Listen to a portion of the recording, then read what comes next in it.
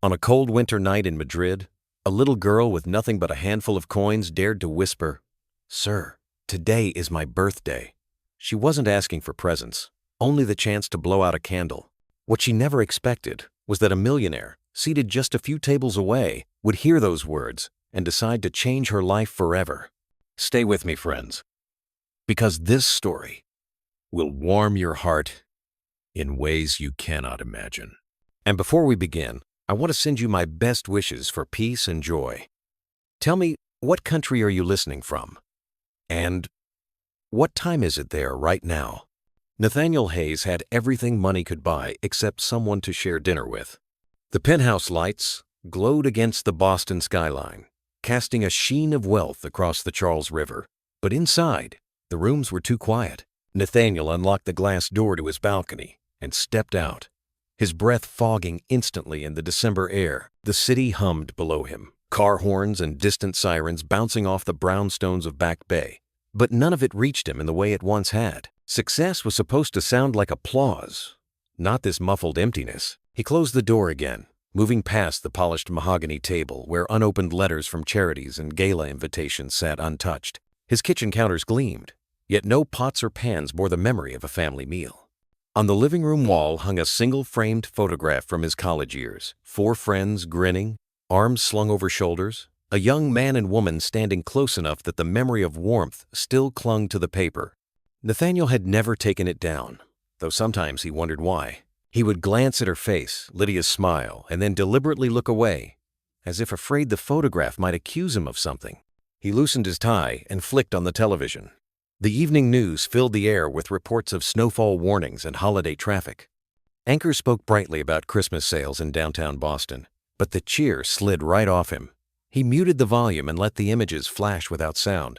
Even the voices on TV reminded him he was alone. His phone buzzed on the marble counter. Another email from his assistant, reminding him of tomorrow's schedule, meetings with investors, a contract signing, and then a short trip to Salem. He scanned the list and almost dismissed it, until the last line caught his eye. Salem. It had been years since he had set foot there. A city of history, cobblestone streets, and the ghosts of youth. A place he had tried not to think about. Nathaniel poured himself a glass of wine and sat heavily on the leather couch. The cushions did not sink as they once had. Even his furniture seemed stiff and unwilling to embrace. He took a sip, feeling the silence fold back around him. A memory intruded an autumn afternoon long ago, a walk by the harbor with Lydia, her laughter carried by the sea breeze. He shut his eyes and pushed it away. On the coffee table lay a folder brimming with financial statements. Shareholders trusted his judgment. His company's stock was steady even in a volatile market. People called him disciplined, sharp, relentless. And he was. He had clawed his way into wealth, built systems, signed deals worth fortunes. Yet none of it explained why his hands sometimes shook when he thought of family dinners he never had, or birthdays he skipped, or letters he never wrote. The city outside was full of lights, warm squares glowing from apartment windows, families gathering around tables. Nathaniel's apartment, high above it all, was lit but not warm. He walked to the window, stared at the reflection of his own face superimposed over the city's glow. Lines traced his forehead, gray touched his temples. He looked successful, but not whole. For the first time in years, he whispered into the emptiness, "If someone had been here, maybe it would all feel different." He exhaled slowly, turned off the lamp, and let the city glow be his only light. Tomorrow, he would travel to Salem. It was only business, he told himself, though a small pulse of unease quickened in his chest. The phone chimed again this time. A calendar notification. Client site visit. Salem, 10 a.m. The screen faded, leaving him alone with the reflection of himself holding a glass of wine. A man surrounded by everything but companionship. The wine dulled the edge of his thoughts, but it could not drown them. Nathaniel set the glass down and moved into his study, a room lined with shelves more decorative than lived in. Contracts, business biographies, volumes on market strategy, all pristine. Not one bore the creases of a well-loved novel. He touched the spine of an atlas, remembering how he once dreamed of traveling the world not for business but for discovery. He had planned trips with Lydia once back when they were both students, sharing hot chocolate in a cafe that smelled of cinnamon and old wood. They had whispered about Paris, San Francisco, maybe even the Grand Canyon. None of those trips happened. Instead, there had been boardrooms, deadlines, and long nights, where his only companion was the blinking cursor of a laptop screen. He sighed, lowering himself into the leather chair. His desk lamp cast a lonely circle of light across the papers. A memo about next quarter's projections sat waiting, but his eyes slid past the numbers. In the silence, the tick of an old clock grew louder. He had bought it at an antique shop in Cambridge 20 years ago, thinking it would lend character to his home. Now, its steady rhythm reminded him more of all the time that had passed without the moments that truly mattered. The phone buzzed again. This time it was a message from his driver, confirming the trip to Salem.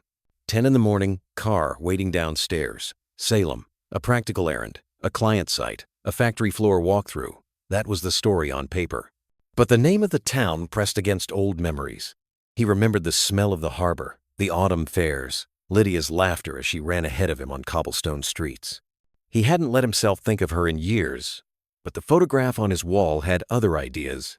Nathaniel rose and crossed to the frame once more. He studied it under the lamp, tracing Lydia's youthful grin, the wind catching her hair. He felt the faintest pang of something that wasn't regret so much as unfinished business. He had told himself long ago that leaving was the only way forward, that ambition required sacrifices. He had never admitted, not even to himself, that some sacrifices carve holes too deep to fill with fortune. The city outside carried on without him. The laughter of neighbors floated faintly through the heating vents, some family 2 floors down, celebrating with holiday music. Nathaniel stood there listening, letting the sound remind him of the gatherings he no longer had. He could picture a table filled with steaming dishes, clinking glasses, and voices overlapping in cheerful noise. His own table had nothing but files and silence. He switched off the lamp and stood at the window again. Down below, a cab driver leaned against his car, stamping his feet against the cold pavement. A couple hurried past, sharing a scarf. Across the river, the skyline glittered with Christmas decorations. Nathaniel pressed his forehead to the glass and let the cool seep into him. For the first time in years, he asked himself a question he had long avoided. If someone had been here, would I be a different man? He didn't know the answer, but he knew he was tired of silence. The calendar alert chimed once more, insisting on his attention. He read it without emotion. Salem, 10 a.m. He closed the phone and placed it face down on the counter. Tomorrow he would go. He told himself it was just business. Yet as he lay in bed, staring at the ceiling while the city's glow seeped through the blinds, he felt a flicker of unease, almost like anticipation. The phone chimed again, this time a calendar notification. Client site visit, Salem 10 a.m. The screen faded, leaving him alone with a reflection of himself, holding a glass of wine. A man surrounded by everything but companionship. Salem greeted him with the smell of salt and wood smoke, the kind of air that carried both history and winter. The drive from Boston had been quiet, just the hum of tires on asphalt and the occasional wail of a siren in the distance. Nathaniel leaned back in the seat, watching houses trimmed with wreaths and strings of colored bulbs flash past the car window. Salem dressed itself differently in December, less the haunted town tourists loved in October, more the fishing harbor and brick streets that locals called home. The car stopped near Lafayette Street, not far from the harbor. Nathaniel stepped out, adjusting his coat against the sharp wind. He dismissed the driver and let his shoes crunch over patches of frozen slush. His meeting wasn't until the next morning. Tonight, he wanted something simpler than another catered dinner at a hotel, something like a diner, where the coffee came in thick mugs and the waitress called everyone honorable. He found it on the corner, glowing like a promise. The Harbor Light Diner, its neon sign buzzing faintly, casting red light over the icy sidewalk. The place looked as though it had been sitting there for 50 years, holding on to every laugh, argument, and late-night story told in its booths. Nathaniel pushed through the glass door, the bell jingling overhead, and warmth wrapped around him. Inside, the diner smelled of fried chicken, strong coffee, and pie crust. A jukebox in the corner played a scratchy old Sinatra tune, and chrome bar stools lined the counter. The booths were upholstered in red vinyl, worn smooth by generations of coats and elbows. A few families sat scattered through the room, a father cutting pancakes for a toddler, two teenagers sharing a milkshake, an older couple sipping soup in silence. Nathaniel chose a booth by the window, sliding onto the seat with a sigh. A waitress brought him coffee without asking, setting the mug down with a practiced smile. He nodded his thanks, reached for the sugar packet, and let his eyes wander the room. Behind the counter, the diner's manager, Mr. Coleman, according to the tag pinned to his shirt, was explaining something to a customer about tipping. His voice carried, firm but polite, the kind of tone that brooked no argument. Nathaniel recognized the type. A man who believed rules kept the world running smoothly. He sipped his coffee and let the scene unfold like a stage play.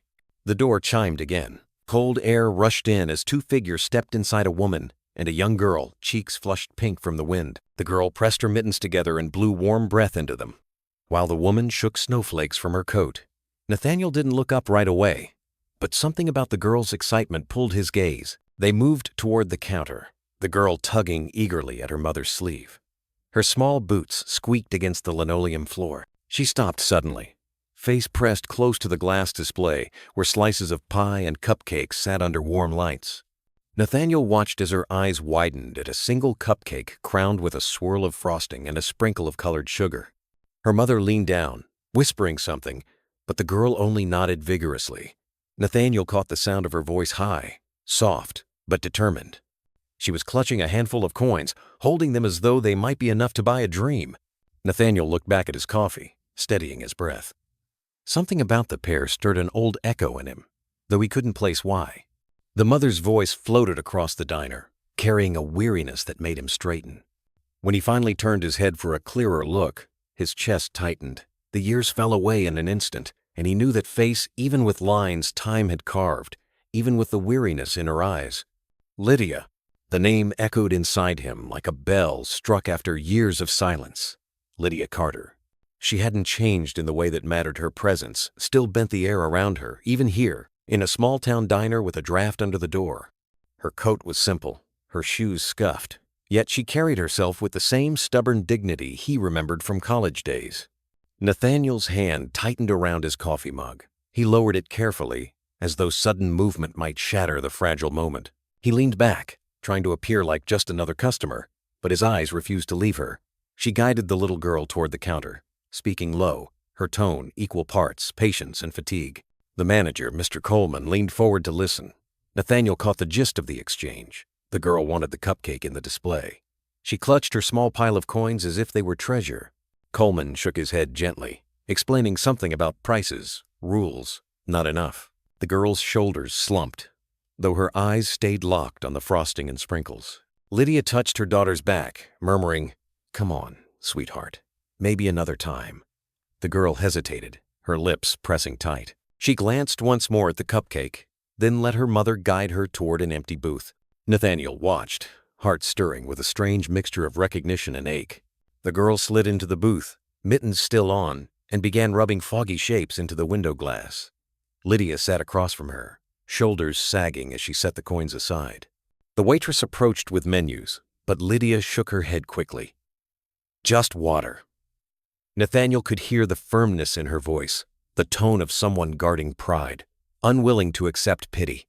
He turned back to his own table, but his pulse refused to settle. He had not prepared for this. Salem was supposed to be a quick stop, a business trip neatly boxed on his calendar. Yet here she was, not a memory, but flesh and breath, seated only a few steps away. His gaze drifted once more, not toward Lydia this time, but toward the girl. She was maybe 8 or 9, with curious eyes and a stubborn set to her chin. She traced little maps into the fogged glass loops and lines like streets. Nathaniel blinked. He used to do the same thing on cold bus windows when he was a boy. The thought unnerved him. He shifted in his seat, drawing a long breath. Lydia bent over the table, brushing hair from the girl's face with a tenderness that tugged at him. For the briefest instant, she turned her head, her profile outlined by the neon glow through the glass. Nathaniel froze. The years dissolved. His heart thudded once. Hard. Then again. He hadn't expected to see her again, and certainly not like this. Nathan glanced over, his heart pounding faster as he saw Lydia after all these years. The air in the diner seemed to change the moment the little girl stepped closer to the glass case. Her mittened hands pressed against the chilled surface, leaving small, foggy prints. Inside, under the warm glow of the lamps, sat a row of desserts, slices of pecan pie, wedges of lemon meringue, a few tired-looking muffins, but it was the lone cupcake, decorated with white frosting and a scattering of red sprinkles, that drew her gaze like a magnet. She dug into her pocket and pulled out a small pile of coins, quarters, dimes, a nickel, all clinking together in her tiny palm. Her cheeks were pink from the cold, her eyes wide with hope. "Excuse me, sir," she said softly to Mr. Coleman, the manager behind the counter. Her voice was polite, trembling but steady, like a child rehearsing courage. Could I just have one candle? It's my birthday." The diner grew quieter. A spoon paused midair. A page of a newspaper held still. Coleman bent down slightly, frowning with the careful sympathy of a man who had seen plenty of hard times pass through his doors. "Sweetheart," he began gently, "candles don't come on their own. They come with a dessert, and that cupcake cost more than what you've got there." He gestured toward her coins. "I'm sorry, honey. It's just not enough." And the girl's shoulders sagged, though she didn't cry. Instead, she pressed her lips together and lifted her chin with a determination far too old for her years. "Today I turn 9, she whispered, almost to herself. Her fingers curled tighter around the coins, as if the grip alone might change their value. From the booth, Lydia reached out, her face tight with embarrassment. "Amy," she said quietly, "come on, sweetheart. Maybe another time." She touched her daughter's arm, her hand lingering just long enough to convey both love and worry. Lydia's eyes flickered around the diner, catching the stares that were already gathering. A mixture of curiosity, pity, and judgment. Nathaniel felt the air thicken in his lungs. He knew the weight of silence when people looked without stepping forward. He had lived a life where silence often protected him, where detachment was safer than involvement. But this time, something stirred inside him, an ache he couldn't explain. The girl hesitated. "I just wanted to make a wish," she said, her voice stronger now, carrying further across the diner than she probably intended. Her words landed like a plea, echoing into every booth and every heart willing to hear. Lydia pulled gently at her daughter's sleeve, her face flushed red, her pride bracing against humiliation. "Amy, that's enough." "We're not." Her voice faltered as she noticed the other customers glancing over, some shaking their heads, others whispering. She swallowed hard, forcing a small smile at Mr. Coleman. "It's all right. We'll just have some water." Coleman cleared his throat, trying to end the scene with efficiency. "Of course, ma'am. Water coming right up." He turned away, leaving the cupcake untouched under the warm lights. Amelia didn't move. She stood still, staring at the cupcake as though she could will it onto her table. Her mittens rubbed together, the coins now clutched tightly in both hands. "I saved," she whispered. "I saved for weeks. I thought it would be enough." Lydia closed her eyes briefly, pain flickering across her face. She reached down to gather the coins, but Amelia pulled back, clutching them to her chest. The child's eyes, wide and shining, held a dignity that made her seem older than 9. Nathaniel's hand moved almost before his mind caught up. He set down his coffee and rose slowly from his booth, his voice cutting through the awkward silence of the diner. "Put it on my tab." Heads turned. The clatter of forks against plates paused again. Mr. Coleman stopped mid-step, glancing back at Nathaniel with surprise. Lydia stiffened, her eyes flashing with something that looked like both recognition and warning. Amelia looked up, stunned, as if she couldn't believe the words had been meant for her. Nathaniel kept his tone even firm, but not sharp. "That cupcake," he said, pointing toward the case. "And the candle. Put it on my bill." The tension in the room shifted. Some customers exchanged glances, a few nodding approval. Others returned to their meals, uninterested. Coleman hesitated, then gave a brisk nod. "All right, Mr. Hayes," he said, the name tasting formal in his mouth. He reached for the cupcake. Amelia's face lit up, the weariness of disappointment melting into sudden light. She looked at Nathaniel with awe. "Thank you, sir," she breathed. Her voice carried the weight of sincerity that only children possess. She clutched her coins a little tighter but offered him a smile as wide as the frosting swirl on the cupcake. Today I turn 9. The words pierced deeper than they should have. Nathaniel's throat tightened. He opened his mouth to respond, but the sound caught before it became words. He only nodded, his chest tightening as if he'd been asked a question he couldn't yet answer. At the booth, Lydia froze. Her hand hovered in midair, then slowly lowered back to the table. She turned her head fully toward Nathaniel for the first time. Their eyes met across the room, and in that instant, recognition struck her as surely as it had him. Her lips parted. Her breath caught. For a moment, all the years between them fell away. The cupcake arrived on a small white plate, its frosting crowned with a single candle. Mr. Coleman lit it carefully, the tiny flame flickering against the diner's chrome surfaces. He placed it in front of Amelia with a nod that was more respectful than his earlier tone. The girl's eyes widened, reflecting the glow. She pressed her mittened hands together, coins still clinking faintly between her palms. "Make a wish," Lydia whispered softly, though her voice trembled with the weight of pride and shame. Amelia closed her eyes, face scrunched in concentration. For a moment, the entire diner seemed to hold its breath. The jukebox song faded into background static. Forks stilled midair, and Nathaniel found himself leaning forward, as if the child's silent wish might carry words meant for him too. Then, with one firm breath, she blew out the candle. Smoke curled upward, a ribbon of gray vanishing into the ceiling. The girl opened her eyes, cheeks glowing with quiet triumph. She clapped her hands once and smiled at her mother, who tried to smile back but failed to hide the shine in her eyes. Nathaniel looked away, his throat tightening unexpectedly. Something about the scene gnawed at him, the way the child carried herself, the way her voice wavered between innocence and resilience. He had witnessed boardroom victories worth millions, but nothing as raw or as real as a child blowing out a candle over a cupcake that nearly didn't happen. Amelia picked up her fork and studied the frosting carefully, almost reverently. Then she lifted her gaze toward Nathaniel.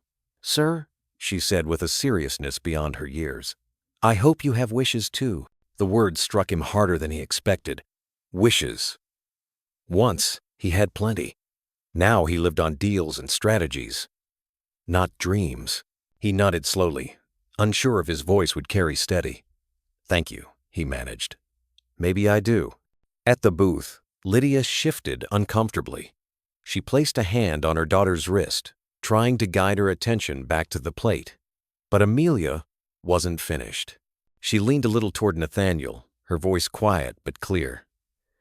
"It's always better when you don't make wishes alone." A murmur of approval passed through a nearby table. The older couple sipping soup exchanged a small smile, as though they had just witnessed something holy in its simplicity.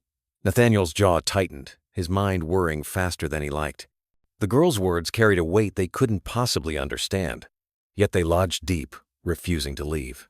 Lydia finally intervened, pulling Amelia's hand gently back toward the cupcake. "Eat, sweetheart," she said firmly. "It's getting late." Obediently, Amelia turned back to her plate, though she kept sneaking glances at the man who had given her this small miracle. Nathaniel settled back into his booth, trying to regain composure. His coffee had grown cold, untouched since he stood. He wrapped his hands around the mug anyway, searching for warmth that wasn't there. His thoughts roamed uninvited. Lydia's laughter by the harbor years ago, the photograph still hanging on his wall, promises that had never been fulfilled. And now this child Amelia appearing before him like an echo of all he had lost, or perhaps all he had denied. He should have left it there, let the moment pass as a simple kindness to strangers. But Lydia's presence cut too sharply through the years. He could feel her eyes flicker toward him, avoiding but not avoiding, just as restless as his own. Finally, unable to resist, Nathaniel lifted his gaze. Lydia turned in that same moment. Her eyes landed squarely on his. The breath caught in her throat. Recognition flashed, undeniable. Her body went rigid. The coins on the table rattled as her hand trembled slightly. Time seemed to fold back on itself, compressing years into a single instant. Nathaniel's chest tightened, as though someone had pressed a fist against it. When Lydia turned to look directly at Nathan, she froze, recognizing the face she could never forget. For a long, suspended moment, neither of them moved. Lydia's eyes locked onto Nathan's disbelief, spreading across her face like frost creeping over glass. The years seemed to fall away, leaving only the echo of youth, the harbor evenings, the autumn walks, the unspoken promises. Nathaniel swallowed, suddenly aware of how exposed he felt under her gaze. He had faced investors, politicians, and ruthless competitors without flinching. Yet here he was, undone by the simple recognition in a woman's eyes. He lifted a hand in a small, uncertain gesture of greeting, but Lydia remained frozen. Amelia noticed. "Mom?" she asked softly, pausing with her fork midway to her mouth. She looked between her mother and the stranger across the diner. "Do you know him?" The question broke the spell. Lydia blinked rapidly, forcing her features back into composure. She reached for Amelia's glass of water and slid it toward her. "Eat your cupcake, sweetheart," she murmured, her voice strained. But the girl was persistent. She turned back toward Nathaniel, curiosity lighting her face. "Thank you again, sir," she said, offering him another smile. "It was the best birthday surprise ever." Nathaniel nodded, his lips parting as if to speak. But Lydia quickly interjected. "Amelia, finish up. We need to get home." Her tone was firmer now, edged with a quiet urgency. The tension drew the attention of Mr. Coleman again. From behind the counter, he frowned slightly, sensing something unusual but choosing not to intervene. The diner buzzed with low conversations, but to Nathaniel, the noise blurred into nothing. He could hear only the pounding of his own pulse. Lydia gathered Amelia's coat and mittens with quick, practiced movements. She avoided looking at Nathaniel, but he could see the flush creeping up her neck. He stood slowly, torn between respect for her clear wish to leave and the undeniable need to bridge the chasm between them. "Lydia," he said at last, his voice low but firm enough to carry across the space between them. The name hung in the air like a long-forgotten melody. Lydia stiffened, her hands pausing in the act of buttoning Amelia's coat. For a heartbeat, she didn't turn. Then, with visible effort, she raised her head. Her eyes met his again, filled with a storm of recognition, anger, and something else he couldn't yet name. "It's been a long time," Nathaniel continued cautiously. Lydia pressed her lips together. "Too long," she replied quietly, almost bitterly. She turned back to Amelia, tugging the coat closed with fingers that trembled just slightly. Amelia's gaze darted between them, sensing the invisible thread binding the two adults. She tilted her head, puzzled but intrigued. "You really do know each other," she whispered more to herself than anyone else. Nathaniel's chest ached. He wanted to explain, to smooth away the confusion gathering in the child's eyes. But Lydia was already rising, guiding Amelia out of the booth. Her movements were brisk, purposeful, yet her eyes flickered once more toward Nathaniel, an involuntary glance that betrayed how deeply shaken she was. He stepped aside as they approached the door, his instincts warring with caution. Salem had been a place he intended to visit only briefly, yet now it tugged at him with an urgency that felt almost fated. He could not let her vanish again, not after this chance crossing. Outside, through the fogged glass, he watched Lydia and Amelia step into the winter night. Snow had begun to fall, soft flakes landing on their shoulders as they hurried down the street.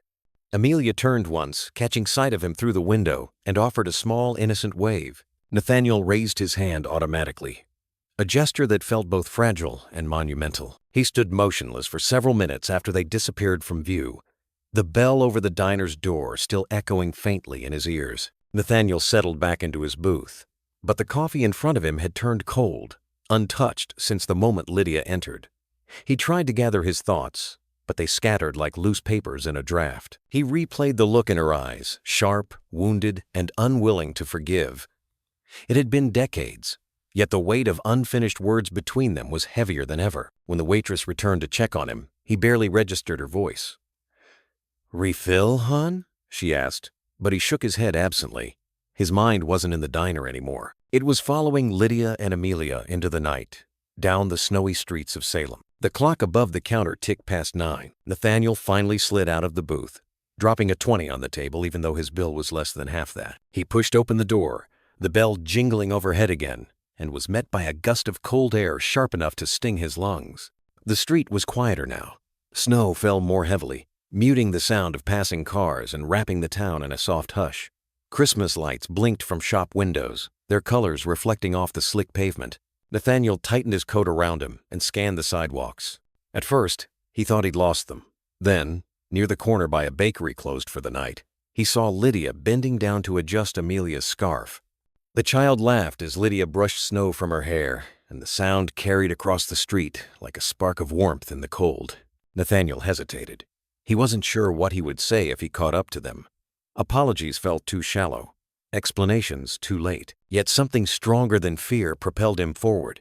He crossed the street carefully, his shoes crunching against the fresh snow. "Lydia!" he called, his voice steadier this time. She stiffened again, shoulders tightening beneath her coat. Amelia looked up first, spotting him through the falling snow. "Mom, it's the man from the diner," she said with a small smile, innocent of the undercurrent running between them. Lydia straightened slowly, turning to face him. Her eyes were colder now, guarded. "Why are you following us, Nathaniel?" she asked. Her voice sharp, but hushed, as though she didn't want Amelia to absorb the full weight of her anger. He stopped a few feet away, raising his hand slightly as if to show he meant no harm. "I wasn't following," he said softly. "I just couldn't walk away. Not after seeing you again, not after—" His gaze flickered toward Amelia, who was now watching both of them curiously. Lydia's jaw tightened. "This isn't the time. Or the place." "Maybe not," Nathaniel admitted, his breath fogging between them. "But I don't think I can pretend I didn't see you, or her." The words slipped out before he could stop them. For the briefest instant, something flashed in Lydia's eyes, fear, pain, perhaps even guilt. She pulled Amelia gently closer, as though protecting her from the conversation. Amelia frowned. "Mom, what's going on?" Lydia forced a smile down at her daughter. "Nothing, sweetheart. Let's get home." She turned back to Nathaniel, her expression hardening. "Go back to your life, Nathan. Whatever you think you saw here, it doesn't concern you anymore." She took Amelia's hand firmly and began walking again, leaving Nathaniel standing under the falling snow. But as they disappeared into the glow of street lamps further down the block, he caught one last glimpse. Lydia, glancing back over her shoulder, her face caught between fury and sorrow, her eyes betraying the truth. She wasn't ready to speak. Nathaniel knew then that the past had not been buried at all. It had only been waiting. The next morning, Salem awoke under a blanket of fresh snow. The harbor was hushed, masts swaying gently in the cold breeze, gulls crying above as if reluctant to leave their perches. Nathaniel had spent the night restless, pacing the sterile quiet of his hotel room, the image of Lydia and Amelia replaying over and over in his mind. He had come here for business, but the paperwork on his desk remained untouched. Something far larger had risen from the past, demanding his attention. By mid-afternoon, he found himself wandering back toward the diner. He told himself it was for lunch, a chance to escape the bland meals of the hotel. But beneath that excuse was a pull he couldn't ignore. He needed to see them again, needed to understand what yesterday's encounter had stirred awake. Inside, the Harbor Light Diner buzzed with the low hum of conversation, the smell of coffee and fried potatoes wrapped around him. Families lingered in booths, and the jukebox played a Christmas tune with a faint crackle. Nathaniel slid into a booth near the back, where he could see without being easily seen. Minutes later, the bell above the door jingled. Lydia and Amelia entered, shaking snow from their coats. Lydia carried a grocery bag, likely from errands. Amelia clutched her mittened hands together, cheeks glowing from the cold. Nathaniel's pulse quickened at the sight. He told himself to stay calm, to simply observe. They settled into a booth 2 rows away. Amelia leaned across the table, her voice carrying just enough for Nathaniel to catch fragments. "Just one candle again, Mom. It's still my birthday week. Wishes don't expire, right?" Lydia smiled faintly, brushing a strand of hair from her daughter's face. "Sweetheart, you already had your wish yesterday, but I didn't tell anyone what it was," Amelia insisted, her eyes bright. "And if I tell, it won't come true. That's the rule." Nathaniel felt a pang, sharp and sudden. Childhood rules. Believing in wishes. He couldn't remember the last time he had allowed himself to believe in something so pure. The waitress arrived with water and menus. Amelia leaned close, whispering something Nathaniel couldn't hear.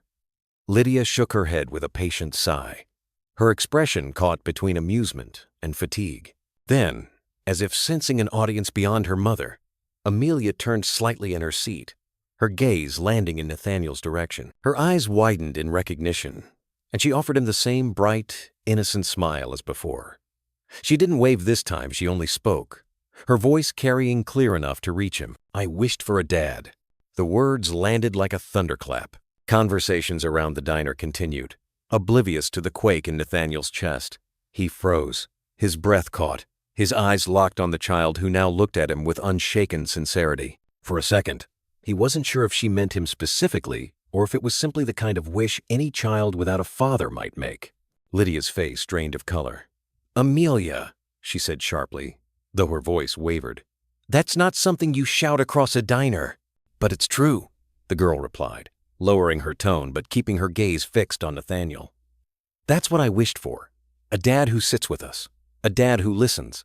A dad who cares." Her words pierced deeper than she could know. Nathaniel's fingers clenched against the edge of the table. He wanted to stand, to cross the distance, to say something, anything, but his legs felt rooted to the floor. Lydia leaned forward, gripping her daughter's hands. "Sweetheart," she whispered, her eyes glistening. "Wishes don't always come true the way you imagine." "But they can," Amelia insisted. She smiled faintly, as though her faith alone could bend the world. "Sometimes you just have to believe hard enough." Nathaniel swallowed hard. The echo of her words stirred an ache he had carried for years, the ache of lost choices, abandoned promises, the silence that had swallowed his youth. His gaze flickered between Amelia's hopeful face and Lydia's stricken expression. In that fragile triangle, a truth trembled, waiting to be spoken. The words hung in the air, heavier than the snow gathering outside. For Nathaniel, they pierced deeper than any boardroom defeat, sharper than any loss he'd faced in business. He had not expected a child's simple wish to expose so much of what he had buried. Lydia's hands trembled as she reached across the table to steady Amelia's. "Enough, sweetheart," she said firmly, though her voice cracked. "You have me. You don't need." She stopped herself, biting down on the words as if they might betray too much. Amelia looked at her with innocent confusion. "But everyone needs a dad," she whispered. Her gaze drifted back toward Nathaniel, open, unafraid, as though she sensed something her mother wouldn't say. Nathaniel's chest ached. He tried to look away, to sip his cold coffee, but the pull was too strong. Every detail of the girl's face tugged at memories. He didn't even know he'd carried her determined chin, the way she spoke without hesitation, the sparkle of stubbornness that reminded him of someone else, of Lydia. The waitress returned with their meals, breaking the silence with the clatter of plates. Lydia thanked her quickly, eager to shield the moment from further eyes. She leaned close to Amelia, whispering something meant only for her daughter, but Amelia shook her head, unconvinced, her innocence unbending. Nathaniel finally found his voice. "She deserves her wish," he said softly, though he wasn't sure who he was speaking to, Lydia, Amelia, or himself. Lydia froze. Her fork paused midway to her plate. Slowly, she turned her face toward him. Her eyes burned with a mixture of shock, anger, and fear. "Stay out of this, Nathan," she whispered sharply, her words like a knife cutting through the air between them. But the girl had already caught the name. Amelia tilted her head curiously. "Nathan?" she repeated, tasting the syllables like a secret. She looked back and forth between the two adults. "You know each other." Neither answered. The silence itself was the answer. Amelia's small hand curled protectively around her fork, her wide eyes narrowing slightly as though she had stumbled onto something important. Is that why you looked at him like that, Mom?" Lydia swallowed hard, her cheeks pale, her fingers tightening around the edge of the table. She forced a brittle smile, trying to divert the child's attention. "Finish your food, honey, we'll talk later." But Nathaniel couldn't move. He sat rigid, his heart hammering as the truth pressed closer, as if Amelia's wish had unlocked a door that could never be closed again. For the first time in years, he felt his world tilt away from contracts, away from empty apartments, toward something terrifying and beautiful, toward a possibility he had long thought lost. And across the booth, Lydia knew it too. Snow fell heavier that evening, covering Salem's brick streets in a clean white sheet. Shop windows glowed with Christmas lights, and the smell of pine drifted from wreaths hung on old wooden doors. Nathaniel left the diner with a weight pressing on his chest. Amelia's wish echoed in his ears, and Lydia's sharp warning still cut deep. He should have walked away, returned to Boston, buried himself in work, as always. But his steps carried him down the same street Lydia had taken. He found them outside a narrow apartment building not far from the harbor. The stairwell light flickered above the entrance, and Lydia bent down to brush snow off Amelia's coat before guiding her inside. For a moment, Nathaniel stood across the street, torn between respect and desperation. Then Lydia glanced up, sensing him. Their eyes met through the curtain of falling snow. She didn't wave. She didn't smile. She simply stood straighter, as if bracing herself, and waited. Nathaniel crossed carefully, boots crunching on ice. He stopped a few feet away, his breath rising in quick clouds. "Lydia," he said, voice low, her arms folded across her chest. "You shouldn't be here." "I couldn't leave," he admitted. "Not after today. Not after what she said." Pain flickered in her eyes. "She's a child, Nathan. Children say things they don't understand." But Nathaniel shook his head. "She knew exactly what she was saying. And so do you." Ugh. The silence stretched, broken only by the muffled sound of Amelia humming upstairs as she unpacked her school bag. Lydia glanced toward the doorway, then back at him. Her voice dropped, almost a whisper. "Don't do this." "I have to," he replied, stepping closer. "Tell me the truth, Lydia. Is she?" He couldn't bring himself to finish, but the question hung in the cold air, undeniable. Lydia's face tightened. Her breath came fast, each word dragged out of her with effort. "Why now? After all these years, why appear here, asking questions you should have asked decades ago?" "Because I didn't know," Nathaniel said, his voice breaking for the first time. "You left, and I thought it was over. That chapter was closed." Her eyes flashed. "I left because you chose ambition over everything else, over me, over us. And when I found out—" She stopped, her throat constricting. Nathaniel's heart pounded. "When you found out?" He pressed gently, almost pleading. Lydia shook her head hard, tears glinting in the dim light. "I raised her myself. I didn't need your help then, and I don't need it now." The words hit him like a blow, but beneath them, he heard what she hadn't said. He took a step closer, lowering his voice. "She's mine, isn't she?" Lydia's lips parted, but no words came. The silence that followed was louder than any answer. The snowflakes thickened, swirling under the flickering stairwell light.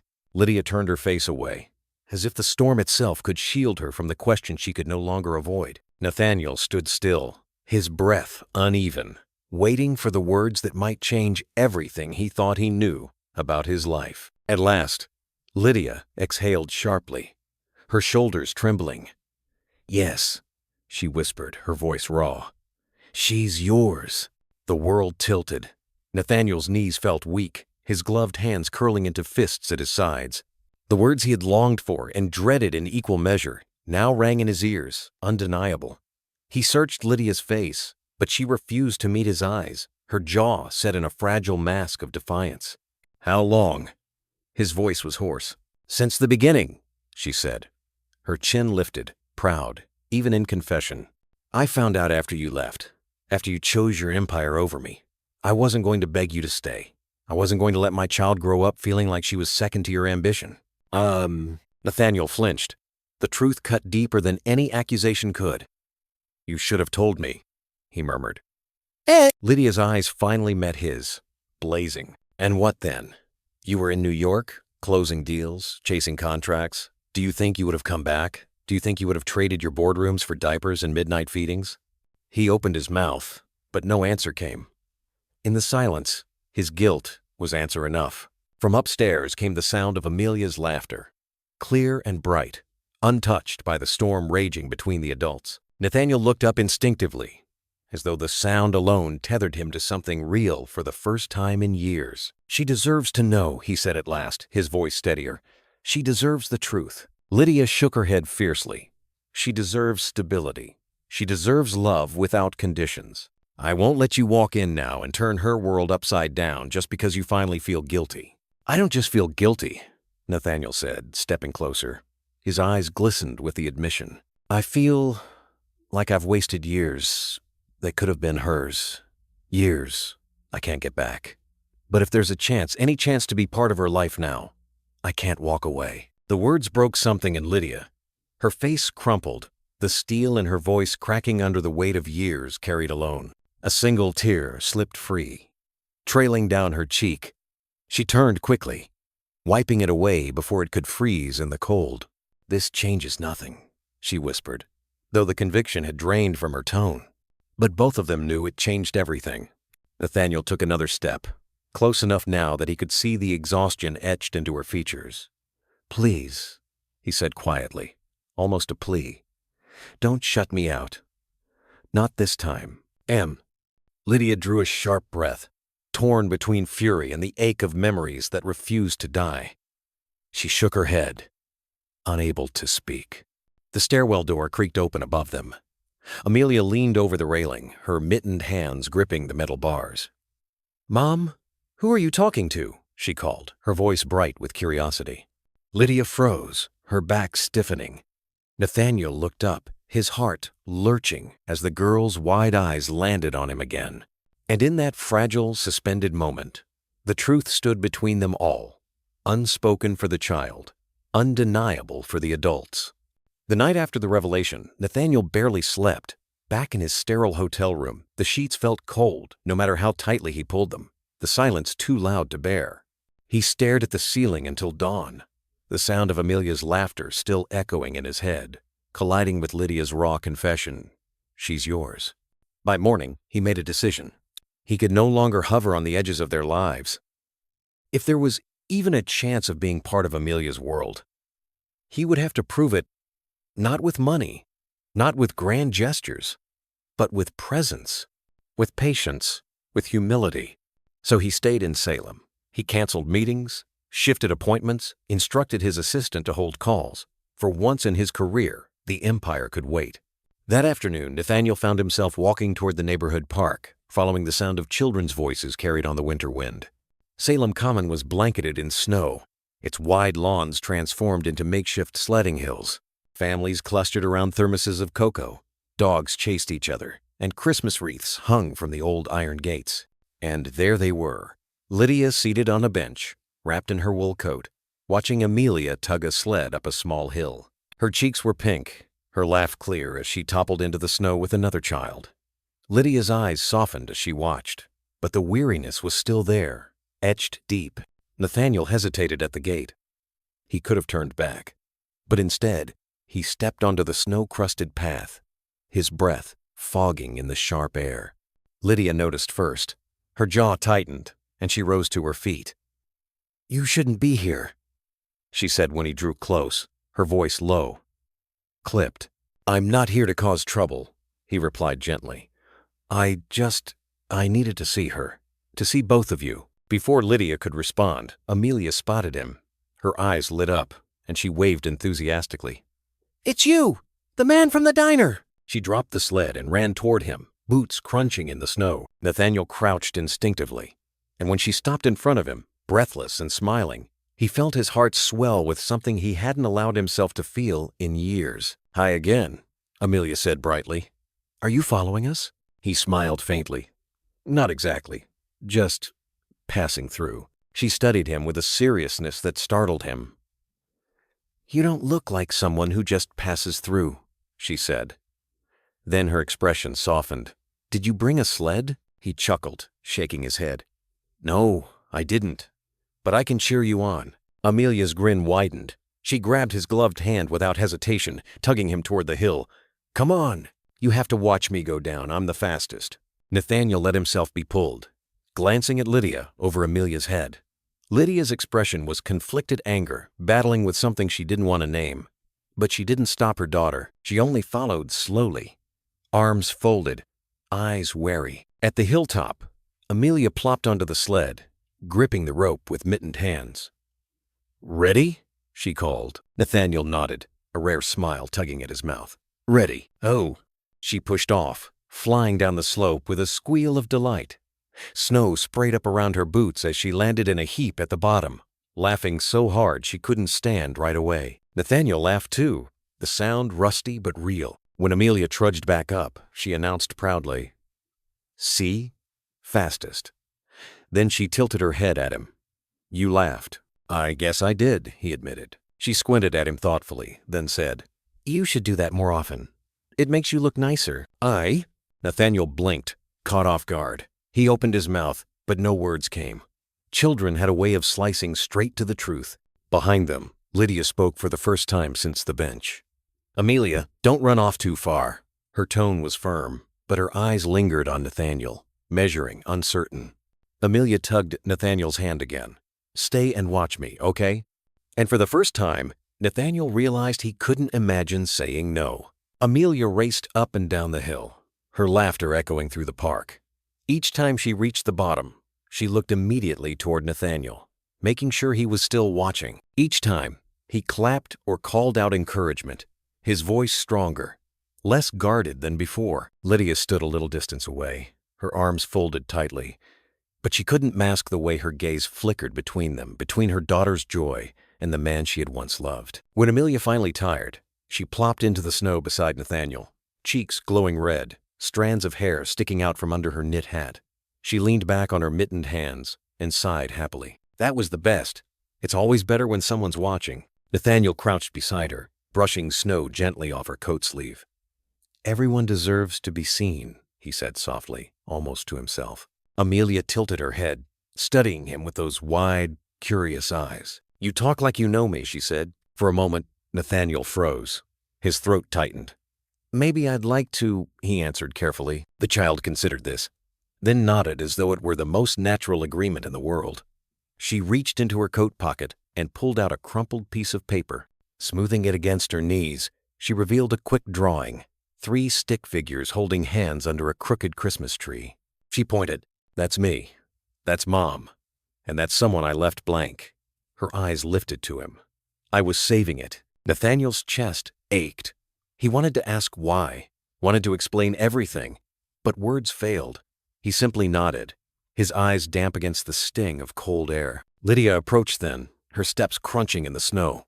"Amelia, it's time to go," she said, her voice steady, though her expression betrayed a storm within. She extended a hand to her daughter, but Amelia shook her head. "One more thing, Mom." She looked back at Nathaniel, her voice quieter now. "Would it be okay if I called you Dad?" The world seemed to stop. Nathaniel's breath caught, his heart hammering in his chest.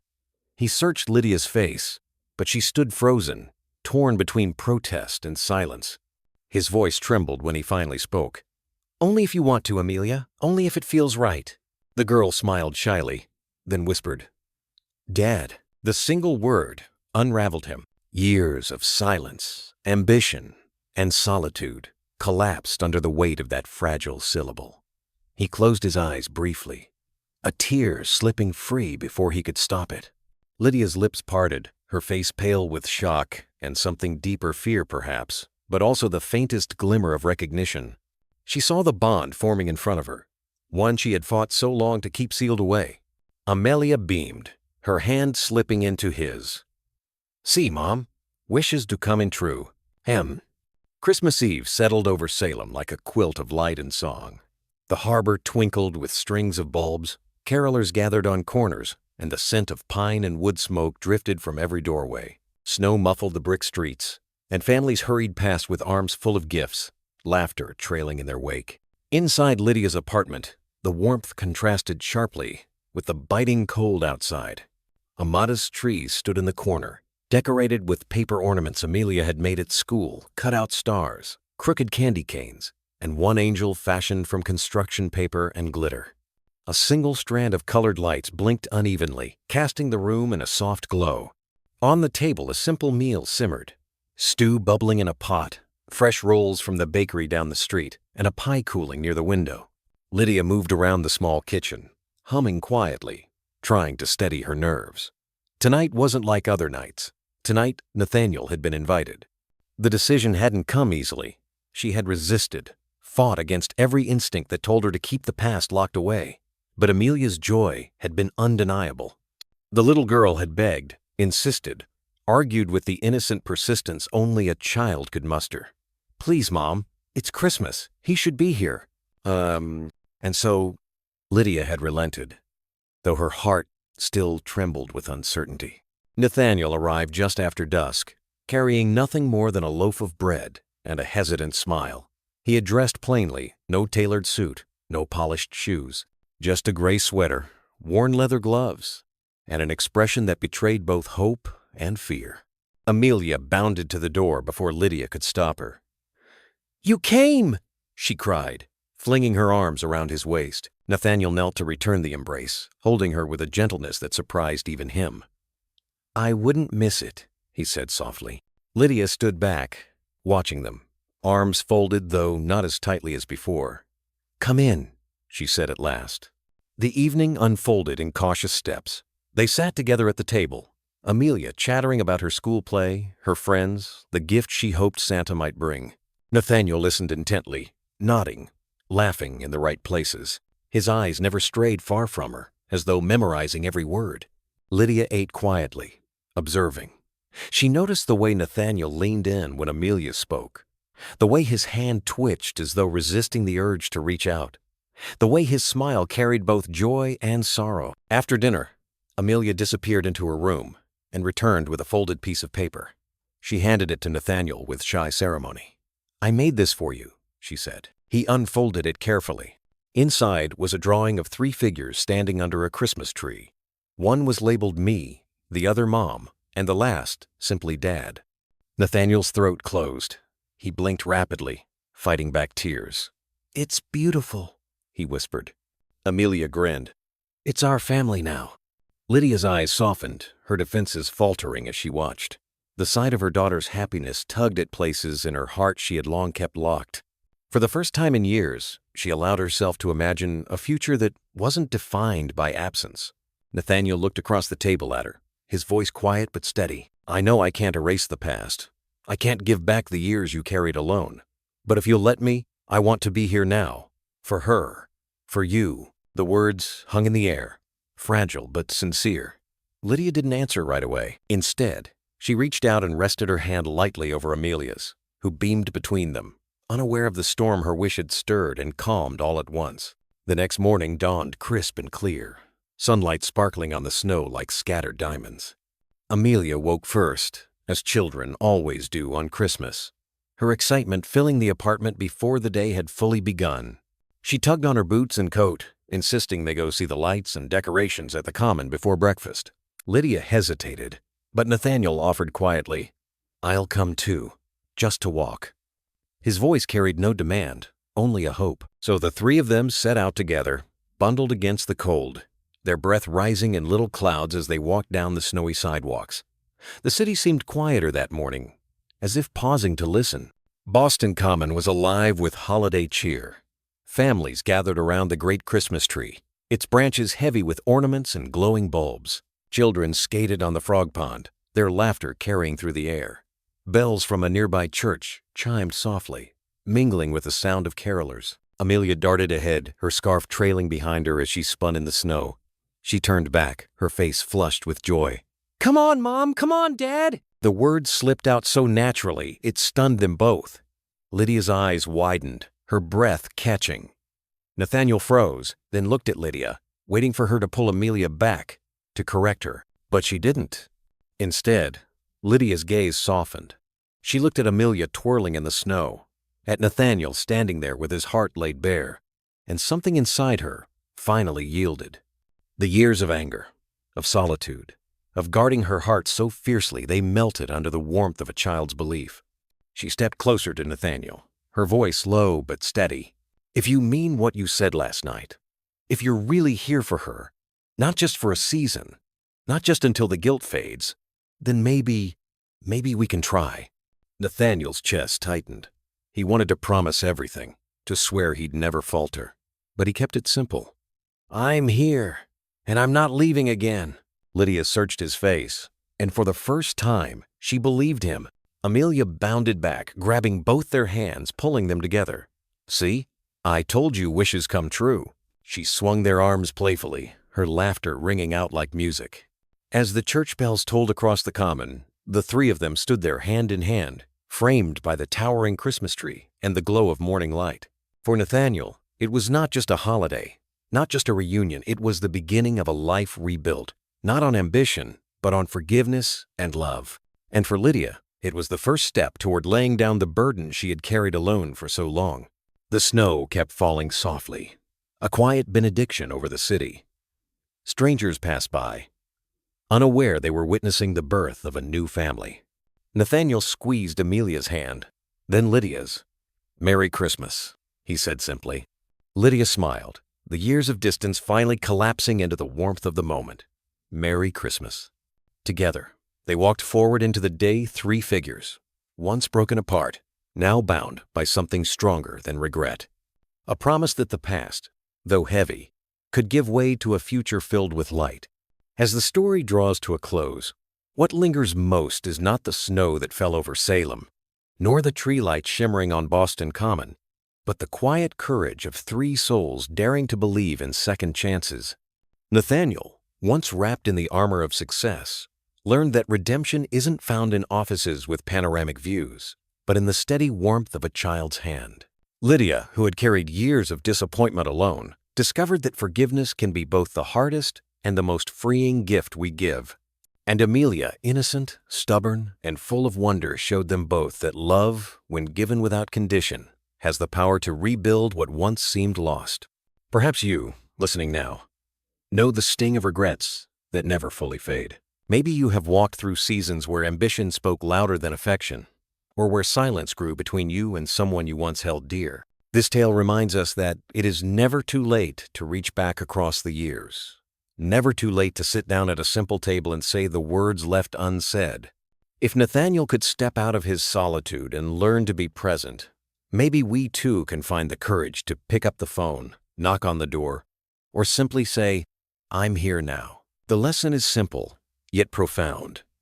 Love is more valuable than money, position, or pride. True wealth is found in the laughter around a dinner table, in the small drawings taped to a refrigerator, in the way a child's voice calls us by a name we never thought we'd hear. Kindness, no matter how late, can alter the course of a life. Atonement is not about undoing the past, but about choosing to show up in the present, to plant seeds of hope where once there was only regret. Happiness arrives not when we live for ourselves, but when we begin living for others. And isn't that a truth we've all seen in our own lives? Like the glow of a porch light waiting to guide us home, a single act of compassion can carry us through the darkest turns of our journey. Think of the family suppers you remember: the smell of roast chicken, the clatter of forks, the sound of someone telling the same story yet again. It wasn't perfection that made those moments holy. It was togetherness. That same togetherness is what Nathaniel and Lydia reclaimed, and what Amelia, with her child's faith, had believed possible all along. So, as you reflect on this story, perhaps ask yourself, where in your own life might there still be a bridge to mend? Who might be waiting quietly for you to extend a hand? The beauty of redemption is that it does not demand grandeur. It asks only for presence, for courage, for love freely given. If this story touched your heart, I'd love to know. Press 1 in the comments if it spoke to you, or 0 if you feel something was missing. Either way, your voice matters. And remember, like the steady flame of a candle on Christmas Eve, one small act of kindness has the power to light the way, not only for ourselves, but for those we call family.